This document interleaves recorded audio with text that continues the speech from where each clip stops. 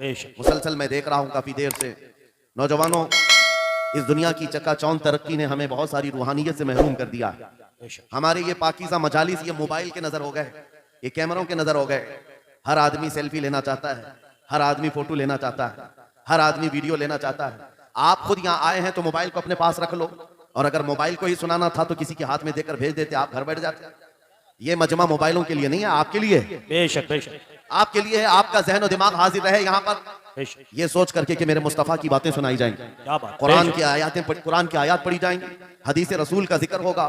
लेकिन इस तूफान बलाखीज में आज हम देखते जा रहे हैं, अदब हमसे निकलता चला गया। इसी को कहा था शायर ने, वो अंधेरा ही भला था कि कदम राह पे थे। वो अंधेरा ही भला था कि कदम राह पे थे, रोशनी लाई है मंजिल से बहुत दूर हमें। ये तरक्कियों ने हमें बहुत दूर कर दिया है। मेरे अजीजों, यहाँ इंसानों से ज्यादा कैमरे घोड़ों की शक्ल में बैठे हुए हैं।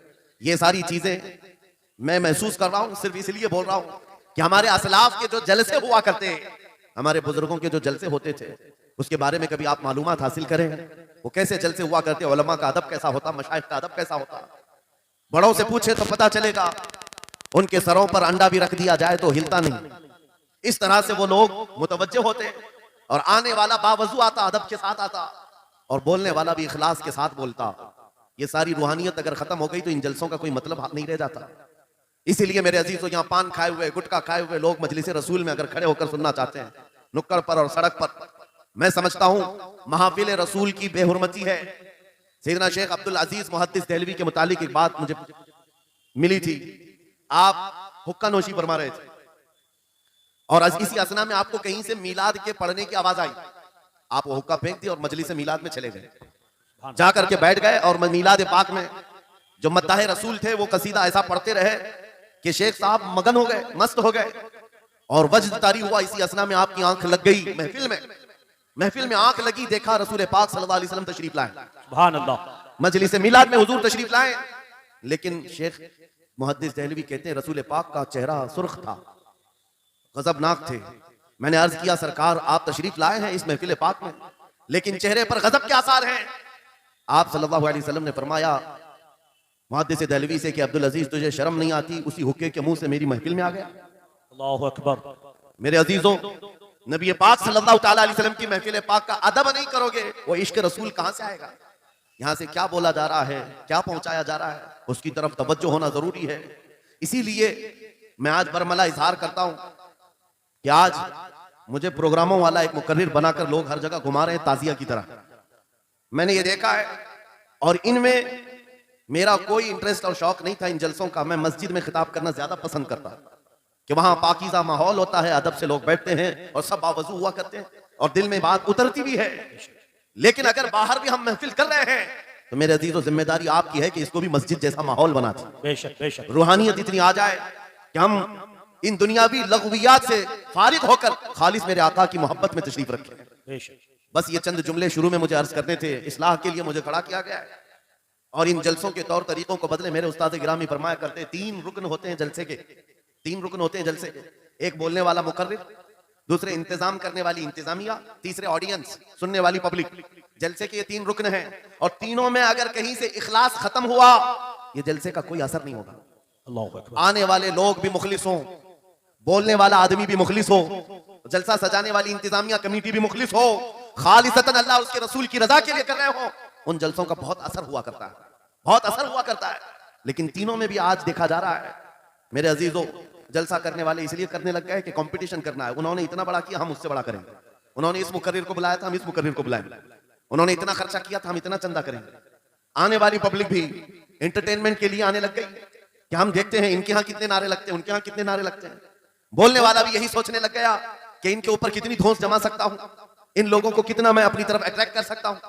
अल्लाह शाहिद है, मैं इस चीज के लिए आपके सामने नहीं आया। पूरे मजमे में आप भी खामोश बैठे रहे, नाज़िम इजलास भी, और जिनके हाथ में माइक है ये भी, आप दिल में सुभान अल्लाह कहें और दिल में ही नारा लगाएं। मेरी बात मुकम्मल होने तक तवज्जो से सुनते रहें।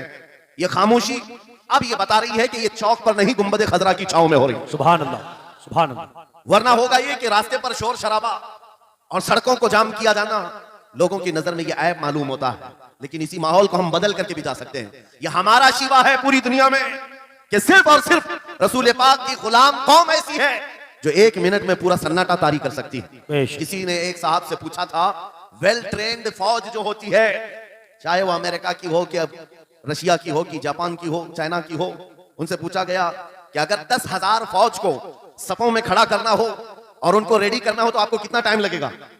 किसी के बारे में कहा कि अमेरिकी फौज के लिए हमें 4 घंटे लग जाएंगे, हम तरतीब दे देंगे। रशियन फौज के लिए 3 घंटे लग जाएंगे, चाइनीज और एक्टिव हैं, 2 घंटे में अपनी तपें तरतीब कर लेंगे। उस मुसलमान दानिश्वर ने कहा, अल्लाह का करोड़ों एहसान है, 1 लाख से ज्यादा का मजमा होता है हरम काबा में भी और हरम रसूल में भी। इमाम सिर्फ 1 मिनट में कहता है सफे दुरुस्त कर लो, किसी को डंडा मारने की जरूरत नहीं, सबकी सफे खुद दुरुस्त होती है। ये कौम है जो अपनी सफे खुद दुरुस्त करती है। मस्जिदों में, जुमा में, ईदगाह में जाकर कोई लकड़ी लेकर नहीं फिरता कि अपनी अपनी सफे दुरुस्त कर लो। हर एक को इतना शऊर है कि अपनी सफे कैसे दुरुस्त की जाती है। जब आपको अल्लाह ताला ने ये नेमत अता की है, मस्जिदों में सफे दुरुस्त कर सकते हैं 1 मिनट के अंदर, ईदगाह में 1 मिनट में हमारी सब दुरुस्त हो सकती है। ऐ नौजवानों, दुनिया को ये बताओ, सिर्फ मस्जिद और ईदगाह नहीं, दुनिया के हर मैदान में हम अपनी सफे दुरुस्त कर सकते हैं। सुभान अल्लाह। हर मैदान में हमारी सब दुरुस्त हो सकती है। ये अल्लाह की तरफ से दी हुई बहुत बड़ी नेमत है। बस अब मजमा जो खामोश है और मुतवज्जो है, अब मेरी बात को आगे मैं बढ़ाता हूं, तवज्जो से सुने। कुरानी उलूम के मुतालिक आपके सामने चंद बातें रखूंगा, इसलिए कि मुझे कहा गया बड़ा पढ़ा लिखा मजमा है और मुसलमान के लिए पढ़ा लिखा होना बहुत लाजिम है, इसलिए कि जिहालत इस्लाम का अपोजिट है। जिहालत इस्लाम का अपोजिट है। आपको एक बात मैं बताऊं, जब भी कहा जाता है दौरे इस्लाम, यानी हुजूर सल्लल्लाहु अलैहि वसल्लम की आमद के बाद के हालात को दौरे इस्लाम कहते हैं, उससे पहले वाले जमाने को दौरे जिहालत कहते हैं। जबकि इस्लाम का अपोजिट तो कुफ्र होना चाहिए, कुफ्र होना चाहिए। ये दौरे इस्लाम है और इससे पहले दौरे कुफ्र था। नहीं, दौरे इस्लाम से पहले वाले दौर को दौरे जिहालत कहते हैं, इसलिए कि बताना है इस्लाम और जिहालत दो अपोजिट चीजें हैं, दो अपोजिट चीजें हैं। जाहिल हो और मुसलमान हो, उसे जेब नहीं देता। जिस कौम पर आने वाली किताब हिदायत का पहला लफ्ज इक़रा से शुरू होता है, इक़रा बिस्मि रब्बिकल लज़ी खलक़, कुरान का पहला लफ्ज जो आया है वो किस नाम से आया? पढ़ो अपने रब के नाम से, पढ़ो अपने रब के नाम से। और इल्म नहीं है तो कुछ नहीं है तुम्हारे पास। इमाम गजाली तो फरमाते अन्नासु कुल्लुहुम मौता इल्लल उलमा, ये सारे इंसान मुर्दा हैं, जिंदा अगर कोई है तो इल्म वाला है, इल्म वाला जिंदा है। और जिहालत की तारीकियों में भटकने वाले की मिसाल ऐसी है जैसे अंधेरी कोठरी में बैठा हुआ है, कहीं रोशनी का आने का इंतजाम नहीं, उसके सामने हलवा रखो कि गोबर रखो, दोनों बराबर है। जाहिल आदमी के लिए ऐसा ही है, कभी उसका हाथ इसमें पड़ेगा, कभी उसका हाथ इसमें पड़ेगा। जब नजर नहीं आ रहा है तो हलवा को गोबर समझकर खा लेगा और कभी गोबर को हलवा समझ के खा लेगा, गलाजत उसके लिए बराबर हो जाएगी। लेकिन इल्म को कहा गया अल इल्म नूरुन, इल्म रोशनी है। जिसके पास इल्म आता है वो तमीज सीख जाता है, उसके पास अखलाक आ जाते हैं, वो हलाल और हराम के फर्क को समझने लगता है, बुरे और अच्छे के दरमियान फर्क मालूम होने लगता है। इसीलिए मेरे अजीजों, मुझे बड़ा गर्व है और फख्र है, हमारी खानकाह से आवाज आती है आधी रोटी खाएंगे और बच्चों को पढ़ाएंगे। बेशक, क्यों? बेशक। उस अजीम खानकाह से आवाज दी गई, क्यों? सिर्फ इसलिए नहीं कि तुम बड़े होकर के डॉक्टर बनोगे, इंजीनियर बनोगे। लोगों की नजर में अब बात यही रह गई, पढ़ा इसलिए जाता है कि डॉक्टर बनना, इंजीनियर बनना है, कमाना है, बहुत कमाना है। इल्म जो है आज कमर्शियल बना लिया गया। इल्म इसलिए नहीं, इल्म इसलिए हासिल किया जाता है कि बंदा खुदा को पहचाने, बंदा अपनी हकीकत को पहचाने, जिंदगी गुजारने के उसलूब उसे मालूम हो जाए। इल्म इसलिए सिखाया जाता है। बहुत सारे लोग सिर्फ नौकरी के लिए समझते हैं कि इल्म हासिल करना चाहिए, नौकरी के लिए नहीं, अपने अखलाक को बुलंद करने के लिए इल्म आना बहुत जरूरी है। मेरे अजीजों, कुरान अजीम वो हिदायत की किताब तुम्हारे पास आई, इस कौम के लिए आलमिया नहीं है तो और क्या है, जो किताब उलूम का जखीरा है। आज दुनिया उस किताब पर रिसर्च कर करके नए इल्म और फनून हासिल कर रही है। उस किताब को तो हम मुर्दों पर पढ़ने के लिए रखे हैं। वो कुरान अजीम जो हिदायत की किताब और सारे उलूम का सर चश्मा है, उस किताब को कहां पढ़ते हैं? मैयतों पर। किसी का इंतकाल हो गया तो तीजे में पढ़ेंगे, चहलुम में पढ़ेंगे, नवे में, 20वें में पढ़ेंगे। वो ईसाले सवाब के लिए सिर्फ रखा गया। और उससे थोड़ा आगे बढ़ गए तो कसम खाने के लिए कुरान। आओ चलो हम कसम खाते हैं कुरान पे हाथ रख करके, कुरान पे हाथ रखे। मियां क्या कुरान कसम खाने की किताब है? कुरान की वो आयत मैंने सबसे पहले पढ़ी, अल्लाह फरमाता ज़ालिकल किताबु ला रैब फीह, ये वो किताब है जिसमें शक की गुंजाइश नहीं, और ये हिदायत है परहेजगारों के लिए। और कुरान में 3 जगह ये लफ्ज आया, हुदल लिन्नास, हुदल लिलमुमिनीन, हुदल लिलमुत्तकीन। ये सारे इंसानों के लिए भी हिदायत है, ये सारे ईमान वालों के लिए भी हिदायत है और परहेजगारों के लिए भी हिदायत है। सब हिदायत अलग अलग अंदाज से हासिल करते हैं। बारिश एक ही है बरसने वाली, जमीनें अलग अलग हैं।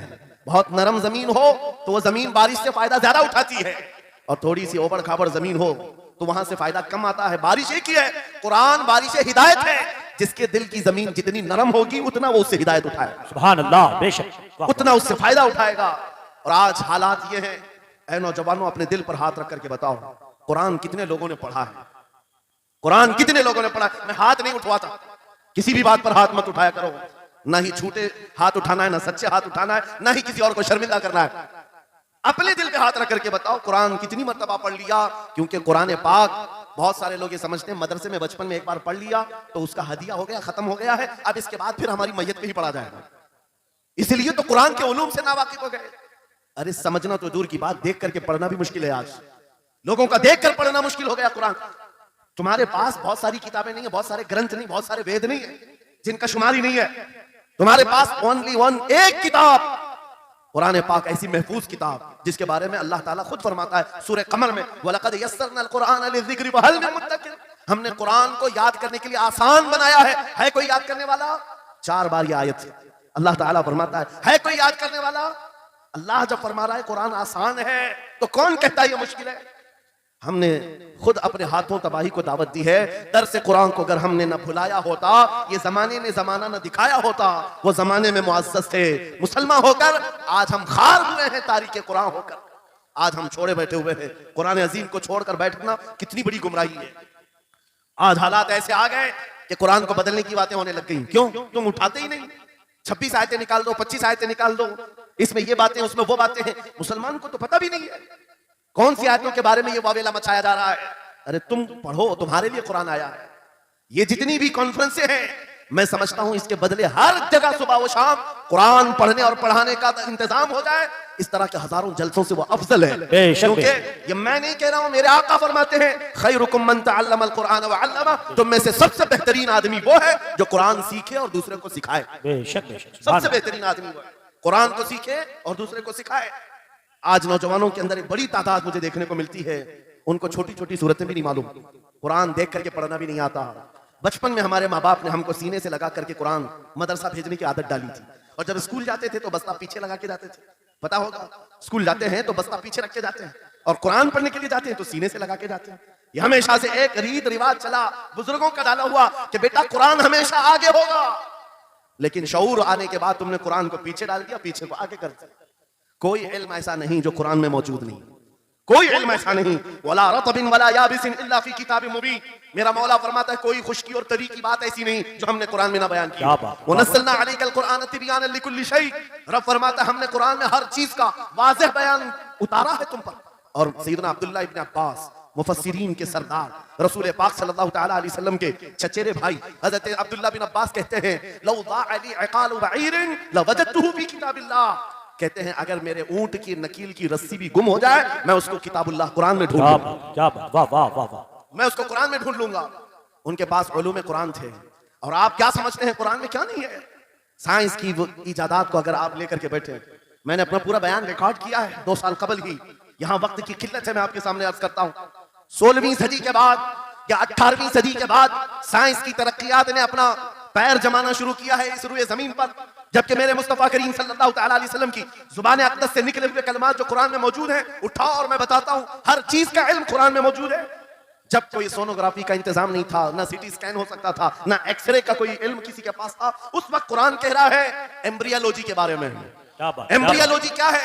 बच्चा पैदा होने की जो उसके नशो नुमा की जो मुद्दत होती है, किस तरह पेट में बच्चे की तख्लीक होती है। कुरान में मौला फरमाता है तुम्मा जअलनाहु नुतफतन फी क़रारिन मकीन तुम्मा खलक़ना नुतफता अलक़तन फ़ख़लक़ना अलक़ता मुदग़तन फ़ख़लक़ना मुदग़ता इज़ामन फ़कसवना इज़ाम लहमा तुम्मा अंशअनाहु ख़ल्क़न आख़र फ़तबारकल्लाहु अहसनुल ख़ालिक़ीन। मौला फरमाता है हमने नुतफे से अलक़ा बनाया। नुतफा क्या है? स्पर्म का वो एक कतरा जो मर्द के जरिए से औरत के रहम में जाता है, उसके बच्चे की थैली में जाता है, एक नुतफा, एक बूंद, जिसको नुतफा कहा गया है। मौला फरमाता है हमने नुतफे से अलका बनाया। अलका किसको कहते हैं? साइंस में पढ़ने वाले अगर स्टूडेंट्स हो तो समझ जाएंगे।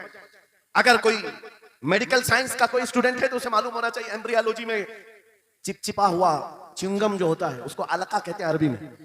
और आज साइंस ये कहती है कि पहले बाप के नुतफे के एक कतरे से एक छोटा सा खून का टुकड़ा बनता है जो चिपचिपा होता है, फिर उसके बाद एक गोश्त का टुकड़ा होता है, फिर उसके बाद उसमें हड्डियां बनती हैं, फिर उसके बाद उस पर चमड़ियां आती हैं, फिर उसके बाद उसकी आंखें, सारी चीजें बन जाती हैं। ये प्रोसेस है 9 महीने माँ के पेट में, और हर एक के वीक्स गिने हुए हैं। फर्स्ट वीक में क्या होता है, सेकंड वीक में क्या होता है, थर्ड वीक में क्या होता है, एम्ब्रियोलॉजी का पूरा इल्म है। साइंस आज तो 21वीं सदी में इस एम्ब्रियोलॉजी को तुम्हारे सामने ला रही है। अरबों के उस दौर की बात कर रहा हूं जहां लोगों को घर बनाने का इल्म नहीं था और कुरान मां के पेट में पैदा होने वाले बच्चे की तख्लीकात बयान कर रहा है। नारे तकबीर, नारे रिसालत, फैज़ाने कुरान मुक़द्दस, फैज़ाने शेखुल मशाइख, नारे तकबीर, नारे रिसालत। मशहूर साइंसदान है फ्रैंक प्रेस नाम से, जिसने ये थ्योरी दुनिया को बताई कि अरदियात जमीन के अंदर जो वसात हो रही है। और उसके बाद उसने कहा था, फ्रैंक प्रेस नाम का अंग्रेज मौलिक और अंग्रेज साइंसदान ने कहता है जमीन जो है पानी के ऊपर है और ऐसे ही पानी के ऊपर कोई चादर बिछा दी जाए तो कभी चादर इधर हो सकती है कभी उधर हो सकती है। इस चादर को मजबूत रखने के लिए इस पर पहाड़ों का होना बहुत जरूरी है। ये 19वीं सदी में फ्रैंक प्रेस कह रहा है और मेरा मौला कुरान में फरमाता है, अल्लाह ताला फरमाता है वल जिबाल औतादा, हमने पहाड़ों को मेख बना करके जमीन पर गाड़ा। बेशक ये जमीन को हिलने नहीं देते पहाड़। अरदियात का इल्म, एस्ट्रोनॉमी के बारे में, एस्ट्रोलॉजी के बारे में कुरान में मौजूद उलूम आप पढ़ो। जूलॉजी के बारे में, जानवरों के उलूम के बारे में कुरान में पढ़ो। रब ताला परिंदों के उन अशकाल के बारे में बयान फरमा रहा है, ये झुंड के झुंड जाते हैं, जमात की जमात होती हैं। चूंटियों के बारे में पूरी सूरह मौजूद है, इनके खाना तकसीम करने का तरीका क्या है, इनके एक दूसरे को पुकारने का तरीका क्या है, इनमें जब एक चूंटी मर जाती है तो उसको दफनाने का तरीका क्या है।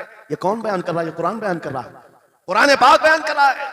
जब तरक्कियात इस कदर आगे आ गई कि मशीनों के सहारे से आज जर्रे को देखा जाता है, परखा जाता है और फिर दुनिया को बताया जाता है ये हमारी तहकीक है, और कुरान उस जमाने में बयान कर रहा है। मेरे अजीजों, एक बात बताता हूँ, 18वें पारे में सूरह नूर में एक आयत आई है, उस आयत के बारे में मैं बताता हूँ बाद में। लेकिन 18वीं सदी में एक साइंसदान जो अमेरिका की सफर पर था, उसने अटलांटिक ओशियन में एक जगह ऐसी देखी जहां पर इतना अंधेरा है कि हाथ निकालो तो भी नजर नहीं आए, सूरज की रोशनी भी नहीं पड़ती। वापस आकर के उसने कहा मैंने एक ऐसी जगह दरियाफ्त की है जहां सूरज की रोशनी ही नहीं पड़ती और अपनी आंखों को कुछ नजर नहीं आता। अगर हाथ निकाल करके देखो, समंदर के बीचों बीच अटलांटिक ओशियन, ये कोई तालाब का नाम नहीं है। ये लंबा सफर तय करके कोई एक जगह को ढूंढ लिया एक साइंसदान और आकर के दुनिया को बता रहा है मैंने एक ऐसी जगह मालूम की जहां पर खूब अंधेरा होता है, हाथ भी नजर नहीं आता। जब वो आकर के बताता है, एक आलिम रब्बानी ने कुरान की आयत पढ़ी, मौला कुरान में फरमाता है इज़ा अखरजा यदहु लम यकद यराहा व मन लम यजअलिल्लाहु लहू नूरन फमा लहू मिन नूर। कुरान में अल्लाह फरमाता ज़ुलुमातुम बअदुहा फौक़ बअद, एक जगह हमने ऐसी बनाई है जहां अंधेरियों पर अंधेरियां हैं, जहां हाथ भी निकालोगे तो हाथ नजर नहीं आएगा। कुरान में 1400 साल पहले ये जब बात आई, उस साइंसदान को बताया गया, ये तो अल्लाह ने कुरान में बयान किया है। अब और ताज्जुब की बात क्या है सुनो, वो आया साइंटिस्ट, कहा ये किसकी बयान की हुई किताब है? कहा मोहम्मद रसूलुल्लाह की, मक्का में पैदा हुए, मदीने में जिंदगी गुजारी आतीफ दिन की। उसने कहा मैं उनके बारे में जानना चाहता हूं, हो सकता है वो समंदरों के बहुत बड़े माहिर थे, वो समंदरी उलूम के बारे में बहुत कुछ जानते थे, उन्होंने जिंदगी का बहुत सारा हिस्सा समंदरों के सफर में गुजारा होगा। उस जमाने में उनको अटलांटिक ओशियन में मौजूद ये अंधेरा कैसे पता चला? ताज्जुब की बात है, हैरत की बात है। जब उस साइंसदान से कहा गया ए अजीज, हकीकी बात तो यह है कि पूरी 63 साल जिंदगी में मेरे आका एक बार भी समंदर के पास नहीं गए, एक बार भी इत्तेफाक नहीं हुआ। तब वो कहता है जो बंदा कभी समंदर के सफर पर गया भी नहीं और वो अटलांटिक ओशियन में मौजूद अंधेरियों की बात करता है तो फिर ये अपने पेट से नहीं, ये अल्लाह की बात कर रहा है। क्या बात, बेशक ये खालिक समंदर की बात कर रहा है जिसने वो अंधेरियां पैदा की। मेरे अजीजों, आपसे मेरा खिताब इसलिए है कि जो जखीरे अल्लाह ताला ने हमारी किताब मुकद्दस में रखे हैं, इसको हल करते करते लोगों के बाल सफेद हो गए और तुम तो अखलाक सीखने के लिए ऐसे लोगों के पास जाते हो जिनको पेशाब करने का तरीका नहीं मालूम। क्या बात, बेशक कुरान के उलूम क्या कम है तुम्हारे पास? अब मैं आता हूं, ये तो साइंसी बातें हो गई, मैथमेटिक्स तो पूरा कुरान में इतना है, बयान करते करते मैं सुबह कर डालूं। कुरान पाक के अददी एजाजात, कुरान पाक के हिसाब, रियाजी, मैथमेटिक्स के फंडे, बहुत कुछ है। फिजिक्स के बारे में है, ज्योग्राफी के बारे में है, अलजिब्रा के बारे में है, साइंस के बारे में है। ये तमाम उलूम तो एक मिसाल के तौर पर मैं आपके सामने रख रहा हूं, लेकिन अफसोस मैं उस कौम से बात कर रहा हूं जिस कौम ने कुरान को छूना भी बंद कर दिया है। जाकर के देखें, आज ही जाकर के देखें, घरों के अंदर तुम्हारे टीवी, फ्रिज और वॉशिंग मशीन तो धूल से साफ होंगे, रोजाना साफ करते होंगे, कुरान को हफ्ते हो गए कभी छुआ भी नहीं, गर्द जमी हुई, धूल लगी हुई है। कुरान के साथ ये नाइंसाफी बंद कर दो, कुरान के साथ ये दोहरा मेयार बंद करो। आपको पता है कयामत के दिन मेरे आका फरमाते हैं जो दो चीजें जिसकी हिमायत में आ गई उसको जन्नत में जाने से कोई नहीं रोकेगा, और दो चीजें जिसके खिलाफ खड़ी हो गई फिर उसको दोज़ख में जाने से भी कोई नहीं रोक सकता। हुजूर से पूछा गया वो दो चीजें क्या हैं? हुजूर फरमाते हैं जिसकी हिमायत में रमजान और कुरान खड़े हो गए उसका जन्नत में जाना तय हो जाता है, और जिसके खिलाफ खड़े हो गए रमजान और कुरान, हुजूर फरमाते हैं फिर उसका दोज़ख में जाना तय हो जाता है। अल्लाह अकबर। अल्लाह के रसूल दानाए गुयूब, कायनात के सरदार मेरे आका, दुआ करते हैं, अल्लाहुम्मा जअलिल कुरान हुज्जतन लना ला हुज्जतन अलैना। ये मेरे नबी की दुआ है। आप तवज्जो करें, हुजूर जब ये दुआ कर रहे हैं, ऐ अल्लाह कुरान को क़यामत के दिन मेरा हिमायती बना, मेरे खिलाफ ना बना। क्या बात, वाह। साहिब कुरान खुद कह रहे हैं, क़यामत के दिन इसको हमारे खिलाफ ना खड़ा कर, कुरान को हमारा हिमायती बना। ऐ लोगों, हम कौन सी जिंदगी गुजार रहे हैं आज? बहुत दूर हम आ चुके हैं, बहुत दूर हम आ चुके हैं। आज कुरान की तालीम को भी इतना सस्ता समझा जाता है, इतना सस्ता कि आपके पास अगर बच्चे के पास टाइम हुआ तो मदरसा भेजो, नहीं तो छोड़ो जाने दो। मदरसों में आने वाले वो बच्चे जिनकी नाक बह रही हो, कपड़े ढंग के ना हो, कारी साहब और हाफिज साहब खुद ही उसको साफ भी करें, खुद ही पढ़ा करके भी भेजे। क्या तुम अपने वक्त की मशहूर कॉन्वेंट स्कूल में भी इसी तरह अपने बच्चों को भेजते हो? वहां पर गैर हाजिरी से कितना डरते हो, अपनी छुट्टियां तर्क कर देते हो, रिश्तेदारों से मिलना बंद कर देते हो। नहीं, बच्चे की स्कूल छूट सकती है, लेकिन कुरान के साथ कैसा दोहरा सलूक है, कुरान के साथ कैसा मेयार है, आपको मैं बताता हूं। इमाम हमारे सिराजुल उम्मा इमाम आजम अबू हनीफा रज़ियल्लाहु ताला अन्हु अपने बेटे को जिस कारी कुरान के पास पढ़ने के लिए भेजा करते थे, कारी साहब ने इमाम आजम के बच्चे को पूरा कुरान पढ़ा दिया। नाजरा कुरान की बात कर रहा हूं। जब पूरा कुरान बच्चे ने पढ़ लिया तो इमाम आजम अबू हनीफा को ये मुबारकबादी दी गई कि आपका बच्चा पूरा कुरान पढ़ चुका है हाफिज साहब के पास। तो इमाम आजम बड़े ताजिर थे अपने जमाने के, उन्होंने क्या किया, उस कारी साहब को 4 लाख दिरहम नजराने में भेजा। सुभान अल्लाह। कितना? 4 लाख दिरहम, चांदी के सिक्के होते थे। इमाम आजम अबू हनीफा ने जैसे ही कारी साहब के पास जो कुरान पढ़ाए थे ये नजराना भेजा, उनके पास ये नजराना पहुंचा। 4 लाख तो छोड़ो, आज के जमाने में 4000 भी किसी को देता नहीं। हाफिज कुरान अगर किसी बच्चे को पढ़ाया है, और मैं मांग भी नहीं रहा हूं कौम से, इमाम आजम की बात बता रहा हूं। जब नजराना कारी साहब को पहुंचा, उन्होंने देखा 4 लाख दिरहम मेरे पास आए, इतनी बड़ी रकम, बच्चे को खाली कुरान ही पढ़ाया था। दौड़े दौड़े वापस इमाम आजम अबू हनीफा के दौलत कदे पर आ गए। घर पर आए, कहा हुजूर आपसे मैं ये पूछना चाहता हूं कि गलती से तो ये रकम मेरे पास नहीं आ गई, ये किस लिए दी गई है? कहा कि ये तो आपने कुरान बच्चे को पढ़ाया, मैंने हदीयतन भेजा है। कहा हुजूर सिर्फ नाजरा कुरान ही तो पढ़ाया, इतनी बड़ी रकम। इमाम आजम अबू हनीफा ने कहा कारी साहब आज चले जाओ, और अपने बेटे को बुलाया, इधर आ बेटा, कल से इस हाफिज के पास पढ़ने के लिए तू हरगिज नहीं जाएगा, कल से इसके पास तू इल्म हासिल करने नहीं जाएगा।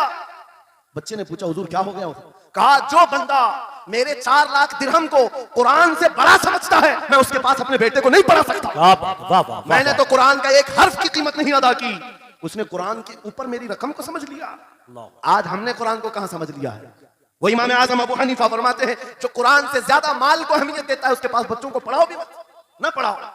अजीजा ने गिरामी वक़ार, हमारा ये दोहरा सलूक, हमारा ये दोहरा मेयार, कुरान के साथ जो हमारी नाइंसाफी है, हमें अखलाकी पस्ती में लाकर खड़ा कर चुकी है, अखलाकी पस्ती में लाकर खड़ा कर चुकी है। अरे हम देख रहे हैं हैरा गैरा नत्तू खेरा हमें सिखाने आ रहा है, बढ़ाने आ रहा है कि तुम्हें डेवलपमेंट के बहुत सारी चीजें बताई जाती हैं कि तुम्हारी पर्सनालिटी डेवलपमेंट क्या होती है। अलीगढ़ वाले तो नौजवान बहुत सारे जो स्टूडेंट्स हैं जानते होंगे, बीए कर लिया, एमए कर लिया, बीकॉम कर लिया, या कुछ भी कर लिया, डिग्री हासिल कर लिया। बड़ी बड़ी कंपनियां आज पूछती हैं कि इसके पास पर्सनालिटी डेवलपमेंट है या नहीं। ये क्या है पर्सनालिटी डेवलपमेंट? कुछ बड़े बड़े शहरों के नौजवान हमारे पास आए थे, कहा हम कोर्स कर रहे हैं। कहा मैंने पूछा इसमें होता क्या है? कहा इसमें सिखाया जाता है बैठना कैसा है, लोगों से मिलना कैसे है, खाने के लिए बैठे तो चम्मच कहाँ रखना है, बर्तन कहाँ रखना है, लोगों से हैंडशेक कैसे करना है, ये सारी चीजें सिखाई जाती हैं। मैं नौजवानों से पूछा कि अच्छा कितने महीने का? कहा कहीं 6 महीने का, कहीं साल भर का। कहा अफसोस है उस कौम पर जिसका रसूल आया था ये कहते हुए, वो इस्तुली उतम्मिम मकारिमल अखलाक, मैं सबसे बुलंद अखलाक सिखाने के लिए दुनिया में आया हूँ। उस रसूल की उम्मत आज ऐसे लोगों के पास अखलाक सीखने जा रही है जिसको हलाल और हराम की तमीज नहीं, जिसको खड़े होकर पेशाब करने में फख्र लगता हो, उसके पास तो ये अखलाक सीखने जा रहे हैं, पर्सनैलिटी डेवलपमेंट सीखने जा रहे हैं। और मैं तुम्हें बताता हूँ कुरानी अखलाक क्या है। मौला करीम ने अपने हबीब को जो बयान किया है, सूरह लुकमान उठाओ, बाप अपने बेटे को नसीहत क्या क्या करता है, अगर 3 आयतें भी पढ़ लो तुम्हारी जिंदगी सुधर जाएगी। लुकमान हकीम अपने बेटे से कहते हैं, या बुनैया अक़िमिस सलात वअमुर बिल मारूफ वन्हा अनिल मुनकर वस्बिर अला मा असाबक, ऐ बेटा नमाज पढ़ा कर, बुराइयों से बचा कर, अच्छाइयों की बात कर, जो मुसीबत आए उस पर सब्र कर। ये सिर्फ जुमले नहीं है, ये जुमले नहीं है। लुकमान हकीम ने अपने बेटे को जो डराया था, कुरान कहता है, या बुनैया इन्नहा इन तकुम मिस्काल हब्बतिन मिन खर्दलिन फतकुन फी सखरतिन औ फी समाई औ फिल अर्दि याति बिहा अल्लाह। आज हर बाप को चाहिए कि ये नसीहत अपने बेटे को करे। हर बाप अपने बच्चे को ये बात बताए, सुनो क्या लुकमान कहते हैं, बेटा बुराई अगर तूने कर लिया, ये मत समझना कि मैं रात के अंधेरे में छुप कर लिया। आज तुम्हारे हाथ में मोबाइल गुनाहों का अड्डा बन करके आया है, सिर्फ एक टच स्क्रीन पर सारी दुनिया तुम्हारे सामने नंगी नाचती हुई नजर आती है। कितने नौजवानों ने अपने अखलाक का कत्ल कर लिया है, उनकी आंखें हया से नापाक हो गई हैं। कितने लोगों ने अपना नूरे ईमान बेच दिया मोबाइल की स्क्रीन पर चलने वाली इन बेहया तस्वीरों पर। कितने तो फरेफ्ता हो गए, कितने जवानी बर्बाद कर चुके। तुम क्या समझते हो मेरे अजीजों, एक जवान ने मुझे बताया था, रात के वक्त मैं तन्हा मोबाइल लेकर बैठा था, अचानक पर्दा हिला तो डर लगा, जल्दी से स्क्रीन ऑफ किया बैठा। मुझे लगा माँ आई होगी, बाप आया होगा, कोई आया होगा, लेकिन कोई नहीं। पर्दा हिला, एक बिल्ली आई थी, इससे भी डर लग गया। मैंने कहा पर्दे के हिलने से इतना डर है कि कोई आ जाए, तेरा ईमान कहां गया? वो मौला कहता है यअलमु खाइनतल अयुनि वमा तुख्फी सुदूर, वो रब तुम्हारे दिलों में गुजरने वाले हालात को भी देख रहा है, बेशक तुम्हारी आंखों की खयानत को भी वो देख रहा है। जब तुम्हारा यकीन ही खत्म हो गया तो क्या करोगे? इसीलिए अरबी का मशहूर मकौला है, इदा लम तस्तही फअल मा शि'त वस्ना मा शि'त, जब तुम्हारे अंदर से हया निकल जाए तो जो चाहे करो, जो चाहे कर लो। आज लुकमान हकीम की वो बात मैं पेश कर रहा था, आयत मुकम्मल करता हूं। बाप अपने बेटे से कहता है, अगर बुराई कर लिया तूने, अगर बेहयाई हो गई, ये मत समझ के बहुत छुप करके किया। आज से 4000 साल पहले लुकमान हकीम कह रहे हैं अपने बेटे से, अगर बुराई तो आसमानों में जाकर करेगा, या पहाड़ के अंदर घुस कर करे, या जमीन के अंदर जाकर करे, कहीं पर भी कर ले। जबकि ये तीनों चीजें उनके जमाने में नहीं थी, न पहाड़ों के अंदर जाकर के करने का तसव्वुर, न जमीनों के अंदर जाने का, न आसमानों में उड़ने का तसव्वुर। ये सब आज के दौर में मुमकिन है। और लुकमान हकीम कहते हैं, अगर तू इन सब जगहों पर जाकर कहीं पर भी करेगा, याती भी अल्लाह वो तेरे सामने लेके आएगा। बेशक फमन यअमल मिस्काल दर्रतिन खैरन यरा वमन यअमल मिस्काल दर्रतिन शर्रन यरा। तुम अगर राई के दाने के बराबर भी नेकी करो, अल्लाह वो तुम्हें दिखाएगा। राई के दाने के बराबर भी बुराई करो, अल्लाह तुम्हें दिखाएगा।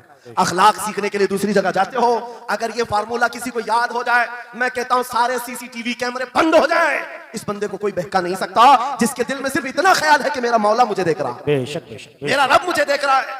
उसकी निगरानी के लिए किसी कैमरे की जरूरत नहीं, किसी सीसीटीवी की जरूरत नहीं। अजीजा ने गिरामी वक़ार, बच्चों के दिलों में अखलाक बाद में आएंगे, अल्लाह का खौफ उनके दिल में डालो, अल्लाह देख रहा है। एक दिन तुम्हें हाजिर होना है, सब लाया जाएगा, सब लाया जाएगा, जो कुछ किया था, जो कुछ कहा था, सब लाया जाएगा। लुकमान हकीम ने अपने बेटे को अखलाक सिखाया। क्या सिखाया? वक़्सिद फी मशीका वग़दुद मिन सौतिका इन अनकरल अस्वाति लसौतुल हमीद।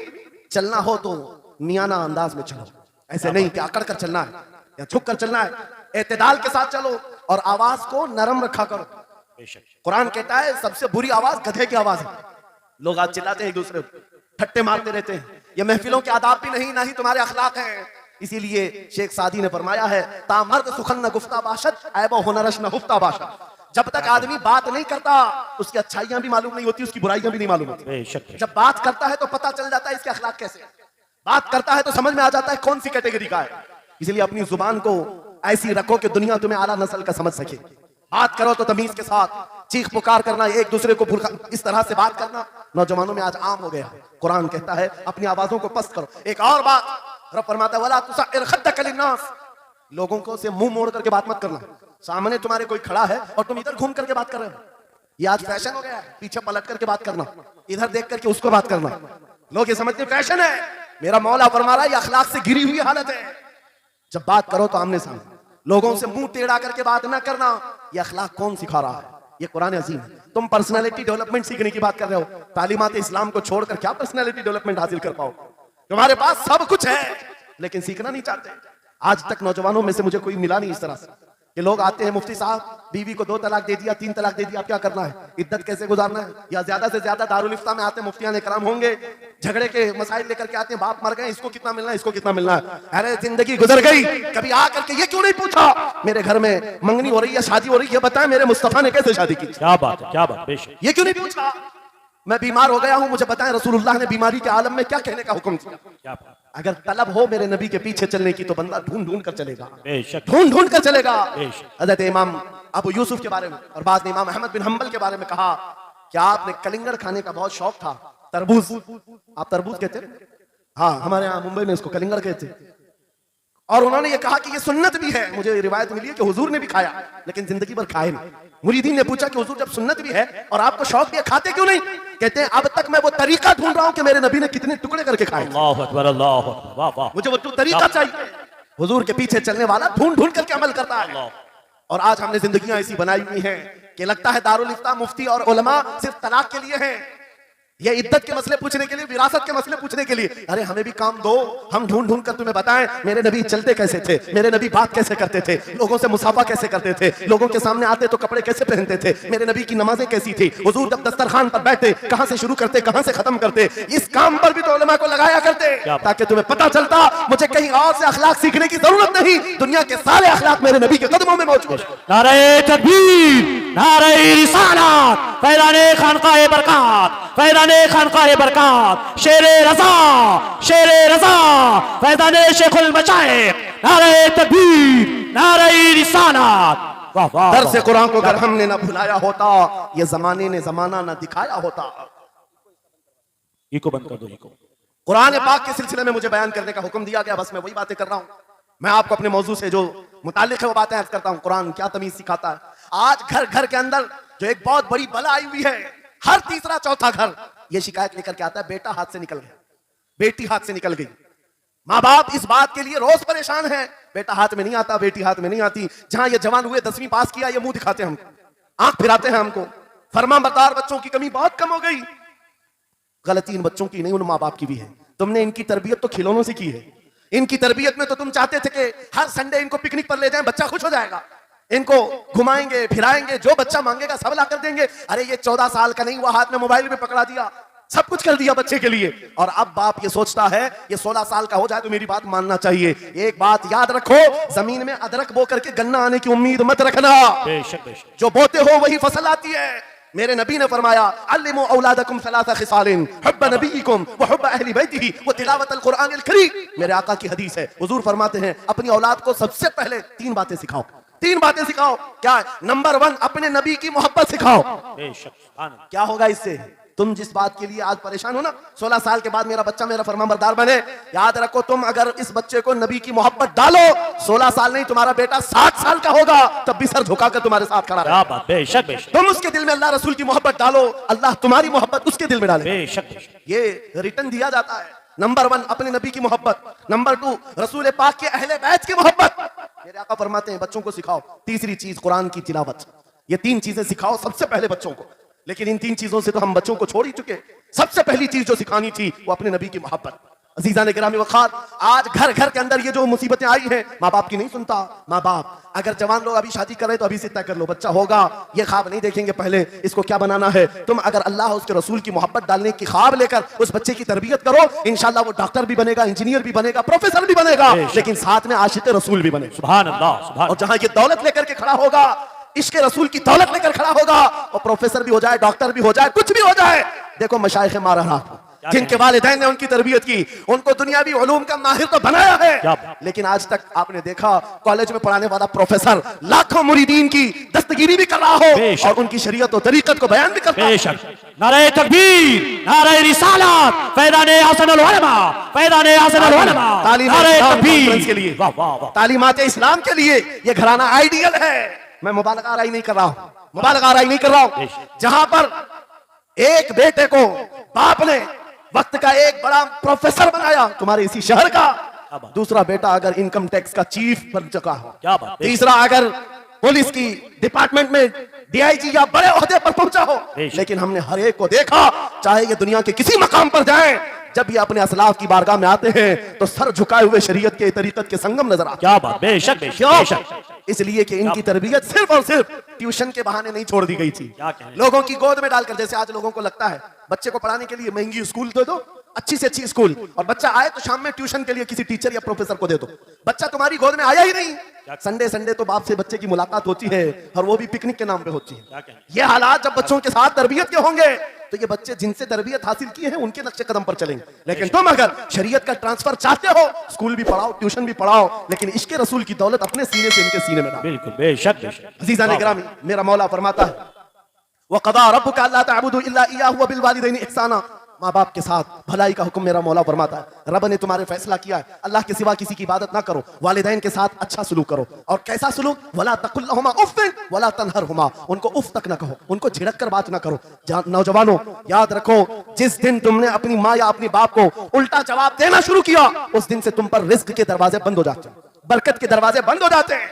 और ये तो बड़ी बात है, हज़रत मौलाना रोम फरमाते हैं, माँ या बाप बच्चे को बात करने में जिस दिन डरने लग जाए, पता नहीं मेरा बेटा क्या समझेगा बोलूं, जिस दिन वो तुमसे बात करने में डरने लग जाए, समझ लो दुनिया का सबसे बुरा दिन तुम्हारा शुरू हो चुका है, शुरू हो चुका है।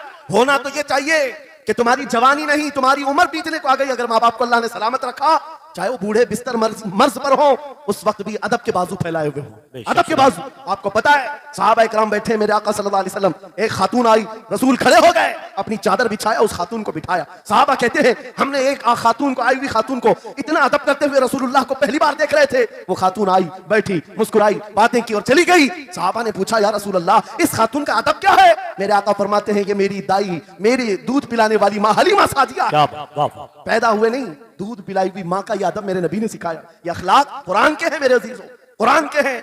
याद रखो नौजवानों, इन बूढ़े माँ बाप को आज जितने लोगों ने तरसाया है और उन्हें घुट घुट कर जीने पर मजबूर किया है, वो आज की रात तौबा करके जाएं, तौबा करके जाएं, मुसाफा करें, उनके हाथ चूमें।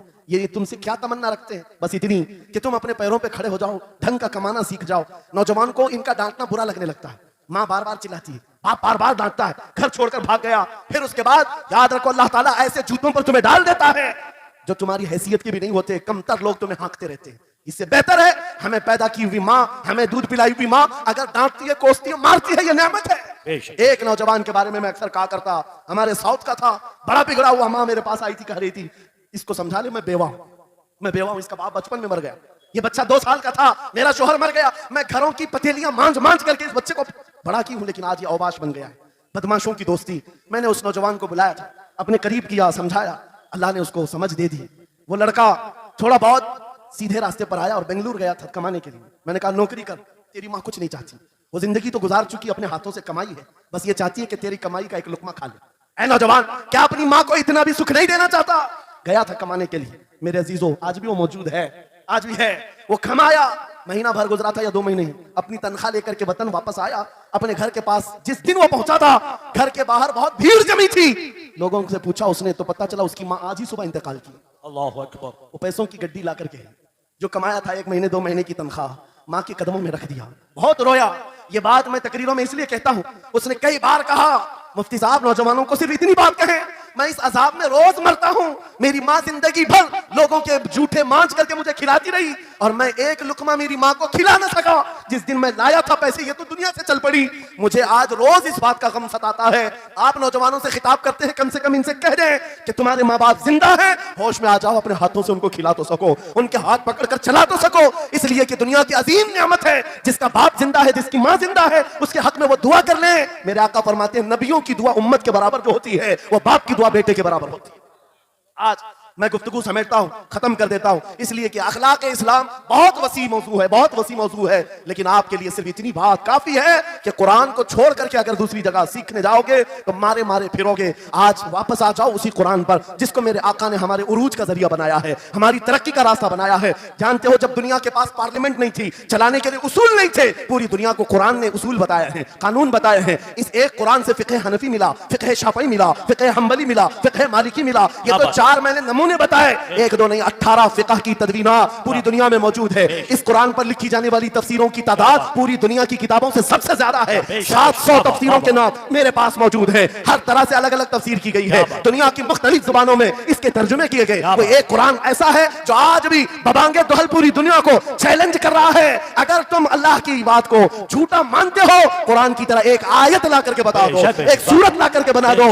आज दुनिया तरक्की बहुत कर चुकी होगी, टेक्नोलॉजी पर ये पाबंदे सलासिल कर चुकी और चांद पर कमंदे डाल चुकी, सूरज की शुआओं को कैद करके करंट बना दिया हो, सयाल मादे से दुनिया ने केमिकल बना दिया, सब बना दिया।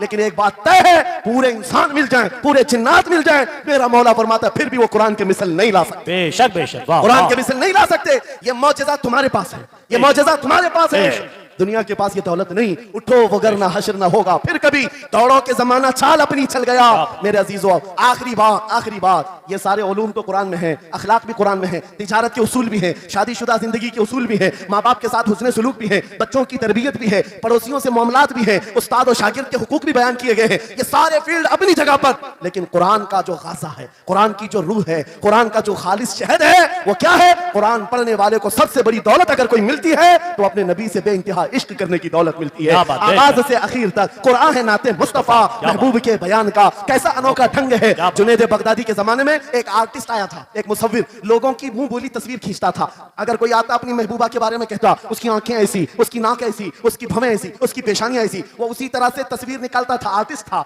और लोगों की कतारें लगी थी अपने अपने महबूब महबूबाओं की तस्वीरें निकालने के लिए, इसलिए कि आपकी तरह मोबाइल उस जमाने में नहीं थे जो हर घड़ी खींच लिया करें। वो जुनैद बगदादी का दौर, आर्टिस्ट तस्वीर निकालता था। जब ये बात पता चली हजरत जुनैद बगदादी भी उस मुसव्विर के घर चले गए, लाइन में खड़े हो गए। जब आपका नंबर आया तो उस मुसव्विर ने पूछा, मौलाना आपका क्या काम है? वक्त के सैयदुत ताइफा कहा, मैंने सुना है तू लोगों के महबूबाओं की तस्वीरें खूब बहू खींच कर देता है, मैं चाहता हूं मेरे भी महबूब की तस्वीर खींचो। तो उसने कहा, बताओ। कलम लिया, बैठा, बताइए आपके महबूब का हुलिया क्या है? जुनैद बगदादी कहने लगे, मेरा महबूब कायनात का सबसे हसीन चेहरा रखने वाला, जिसकी भवें ऐसी थी, जिसके गाल ऐसे थे, जिसकी पेशानी ऐसी थी, जिसके हाथ ऐसे, जिसके पैर ऐसे। उस मुसव्विर ने पूछा, बताओ नाम क्या है? जुनैद बगदादी ने कहा, मोहम्मदुर रसूलुल्लाह। उस मुसव्विर ने कहा, रुको जरा, ये तस्वीर तो ऑलरेडी मेरे पास बनी बनाई रखी है। जुनैद बगदादी ने कहा, ये कैसे? लोगों की ऑर्डर पर तू तस्वीर बनाता है, मेरे महबूब की तस्वीर पहले से कैसे रखी है? उस मुसव्विर ने कहा, बात दरअसल ये है, आप जिससे मोहब्बत करते हैं मैं भी उससे मोहब्बत करता हूं, हम दोनों का महबूब एक है, इसलिए तस्वीर पहले से बनी रखी है। जुनैद बगदादी ने कहा, अच्छा लाओ तो जरा हमारे महबूब की तस्वीर देख तो ले। वो मुसव्विर अंदर गया और कुरान पाक ला करके जुनैद बगदादी के सामने रखा और कहा, जुनैद क्या ये मेरे नबी की तस्वीर नहीं है? आंखें देखना हो तो पढ़ो, मा ज़ाग़ल बसर व मा तग़ा, चेहरा देखना हो तो पढ़ो, वद्दुहा वल्लैलि इज़ा सजा, हाथ देखना हो तो पढ़ो, व मा रमैता इज़ रमैता वलाकिन्नल्लाह रमा, अगर कदम देखना हो तो पढ़ो, ला उक़सिमु बिहाज़ल बलद व अंत हिल्लुम बिहाज़ल बलद, अगर सीना देखना हो तो पढ़ो, अलम नशरह लक सदरक व वज़अना अन्का विज़रक, अगर इस नबी की गुफ्तार देखना हो पढ़ो, व मा यंतिक़ु अनिल हवा इन हुवा इल्ला वह्युन यूहा, इस महबूब की अताएं देखना हो तो पढ़ो, इन्ना आतैना कल कौसर। नारे तकबीर, नारे रिसालत, फैज़ाने कुरान मुक़द्दस, फैज़ाने कुरान मुक़द्दस, फैज़ाने खानक़ाह इमारत, आगाज से आखिर तक कुरान नाते मुस्तफा महबूब के बयान का कैसा अनोखा ढंग है। ये तालीमात इस्लाम कॉन्फ्रेंस है, कुरान की तालीमात से ये बात मुझे कहना जरूरी था। कुरान सिर्फ अखलाक की तालीम नहीं, सिर्फ मुआशियात की तालीम नहीं, बल्कि कुरान इश्क रसूल की तालीम देता है और हुब्बे रसूल सिखाता है। इसलिए हम उसी हुब्बे रसूल के साथ इस जलसे का इख्तिताम करते हैं। उस कुरान की तालीम ऐरे गैरे से भी नहीं हासिल करना, बुझे हुए दिल से भी नहीं लेना, अंधे लोगों से भी मत पढ़ना जो कुरान तो पढ़ा देंगे कुल हु अल्लाहु अहद, लेकिन बाद में ये नहीं बताएंगे किस पर उतरा था। हुजूर मेरी तो सारी बहार आप से है।